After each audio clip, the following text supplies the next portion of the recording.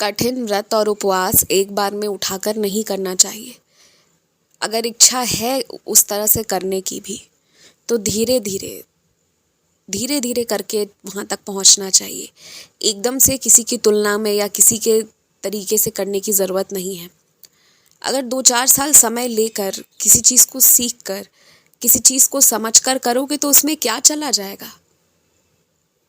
समय लग रहा है तो लगने दो, उसमें बुराई कौन सी है, कुछ भी तो नहीं है।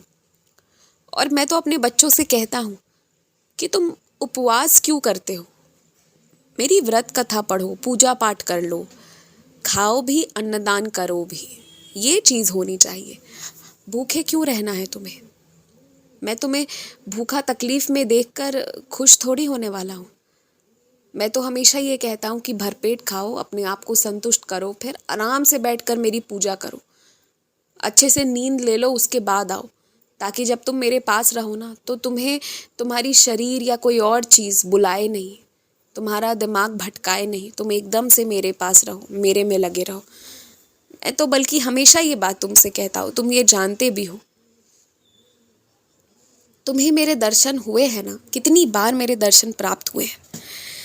कुछ दर्शन ऐसे भी हुए हैं जो वो तुम्हें स्पष्ट रूप से पता भी नहीं है कि वो मैं था या नहीं था, और मुझे नहीं लगता कि मुझे उन सवालों का जवाब देना चाहिए कि मैं था या नहीं था। तुम जो मान लो वही सही।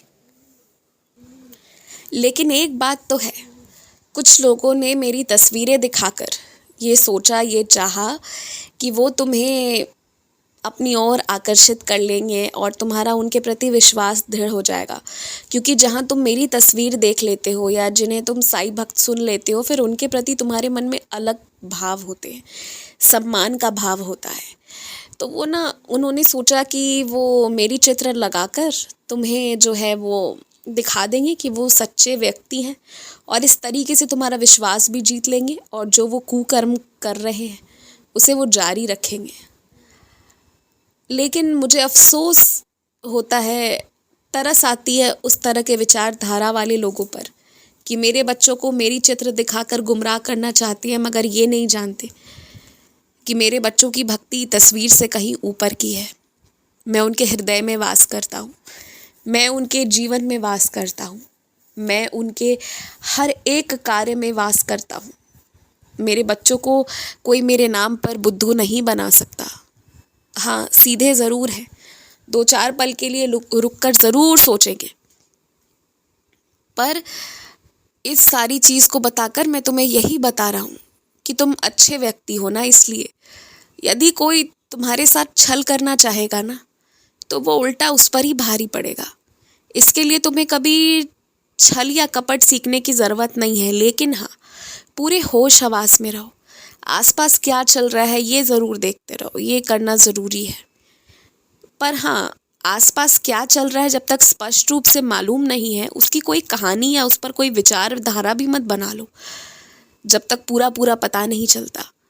और जब तक मैं आदेश ना कर दूँ तब तक उन चीज़ों का जिक्र किसी और से मत करो। खासकर अड़ोस पड़ोस की गतिविधियों का जिक्र किसी से मत करो। कौन आ रहा है, क्या जा रहा है, ये चीज़ें बतानी ज़रूरी नहीं है तुम्हें किसी को। जिसे देखना होगा, जानना होगा, खुद समझेंगे, और खुद समझने दो, वो ज़्यादा बेहतर है। अन्यथा तुम शुरू करोगे ना तो तुम्हारा नाम भी साथ में जाएगा और बेकार एक और परेशानी का सामना करना पड़ेगा तुम्हें। किसी से दुश्मनी मोलने की ज़रूरत नहीं है। कोई अच्छा काम कर रहा है, कोई बुरा काम कर रहा है, जो कर रहा है ना उसे वो करने दो। तुम उसकी शिकायत मेरे चरणों में करके छोड़ दो, क्योंकि तुम सबके जीवन में हस्तक्षेप नहीं कर सकते, या सच कहूँ तो किसी के जीवन में नहीं कर सकते। जब तक कि मैं ना चाह जाऊँ ना, तुम नहीं कर सकते। बात सिर्फ इतनी सी है। इसलिए जो तुम्हारे वश की है ही नहीं, उसे अपने ऊपर क्यों लेना। उसे अपने बाबा पर छोड़ दो और तुम इत्मीनान से आराम से रहो। भजन कीर्तन करो, सत्संग में जाओ, और अपने घर पर भी सत्संग संध्या वगैरह करवाते रहा करो। समय समय पर सत्यनारायण जी की कथा करवाते रहा करो। हर महीने 2 महीने में कोई ना कोई पूजा पाठ करो या करवाओ, ये ज़रूरी है तुम्हारे लिए। खुश रहो, मुस्कुराते रहो, शिव महापुराण का पाठ किया करो।